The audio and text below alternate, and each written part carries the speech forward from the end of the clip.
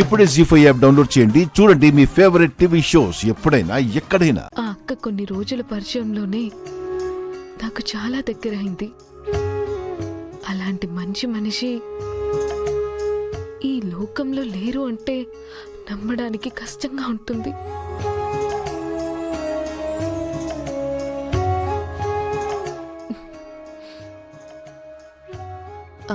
అయ్యో నాన్న, ఏదో ఆలోచిస్తూ మిమ్మల్ని బాధ పెట్టాను. సారీ నాన్న, పాలు తాగండి.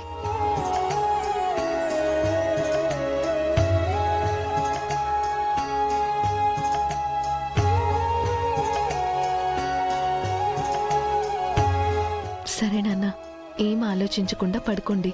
అలాగేనమ్మా.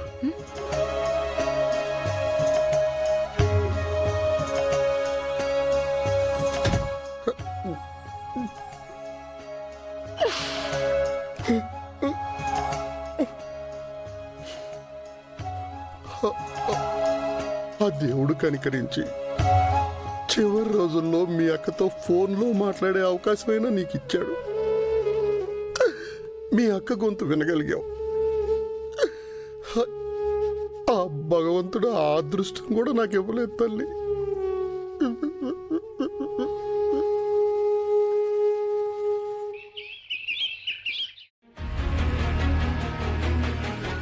ఇది అమరేంద్ర ఇల్లు. ఇలా వస్తే ఇది ఎయిర్పోర్ట్.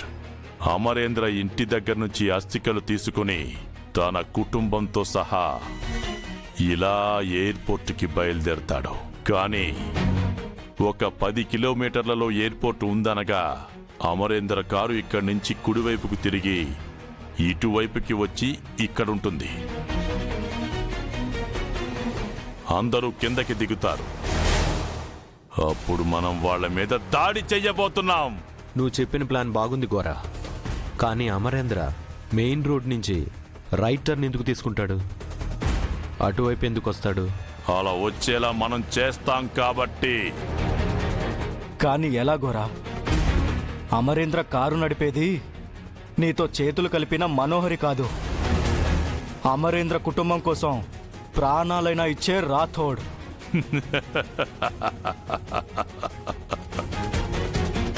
ఆ రాథోడే మనం చెప్పినట్టు కారు తీసుకొచ్చి ఇక్కడ ఆపుతాడు. నువ్వేం చెప్తున్నావో మాకు అర్థం కావట్లేదు గోరా. రాథోడ్ నీ మాట వినడం ఏంటి?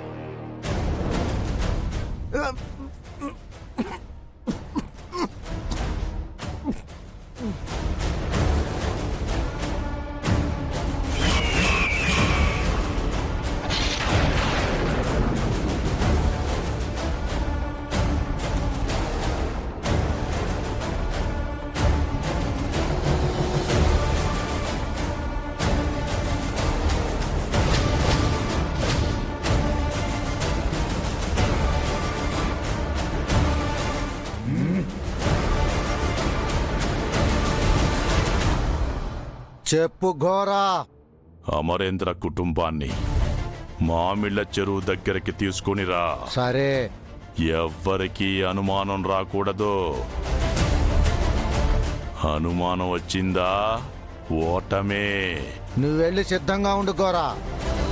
కుటుంబాన్ని తీసుకొచ్చి నీ ముందు నిలబెట్టే బాధ్యత నాది.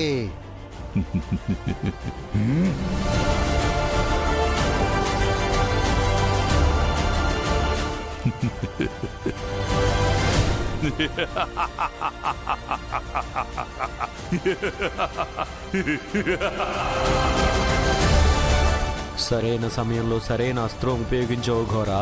వాళ్ళని అక్కడికి తీసుకురావడం ఆ లింగా పని. అమరేంద్రని ఓడించి ఆస్తికలు తీసుకోవడం మీ పని. అడ్డొస్తే ఆ కుటుంబంలో ఒక్కరిని కూడా వదలకండి. చిన్న పెద్ద తేడా లేకుండా అందరినీ చంపేయండి. సరే గోరా.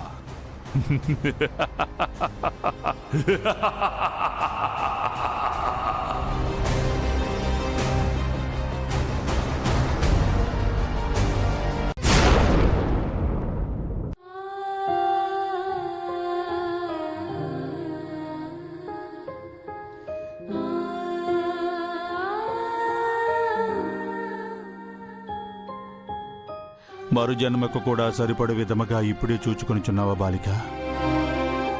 నీ అస్థికలు ఈ దినము కాశీలో కలిపెదరు.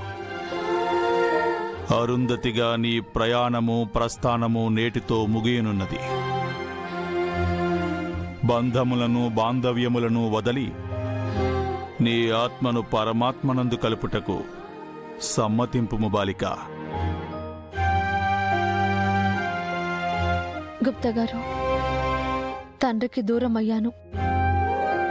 జీవితమంతా అనాథగా బ్రతికాను. చనిపోయాక నా కన్నవాళ్ల గురించి నేను తెలుసుకున్న తర్వాత నా తోడబుట్టిన చెల్లెలని కష్టాల సముద్రంలో వదిలేసి వెళ్ళిపోతున్నాను. నా కుటుంబానికి మనోహరి రూపంలో పెను ప్రమాదాన్నిచ్చి వెళ్ళిపోతున్నాను. ఎంత నష్టజాతకురాల్ని గుప్తా గారు నేను. పాపం, నన్ను ప్రేమించిన అభిమానించిన కారణంగా నా చుట్టూ ఉన్న వాళ్ళని కూడా కష్టపెడుతున్నాను. అటులా మాట్లాడుకుమ బాలిక. నీవు ఎవ్వరికీ అన్యాయము చేయలేదు. ఒకవేళ ఏదైనాను అన్యాయము జరిగినదనినా అది నీకు మాత్రమే జరిగినది. సరే బాలిక, మనము వెళ్ళవలసిన సమయం ఆసన్నమైనది. వెళ్ళదము రమ్ము.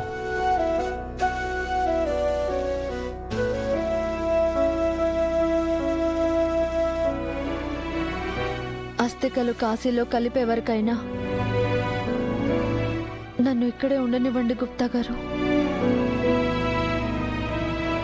నీవు ఇచ్చట ఉండుట వలన ఏమీయూ మారదు బాలిక. తెలుసు గుప్తా గారు, కానీ నాకున్న ఈ కొంత సమయమైనా నా కుటుంబంతో ఉండాలనుకుంటున్నాను.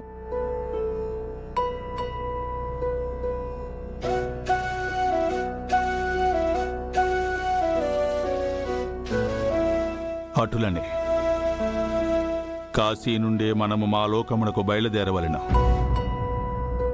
సిద్ధముగా ఉండుము. సరే.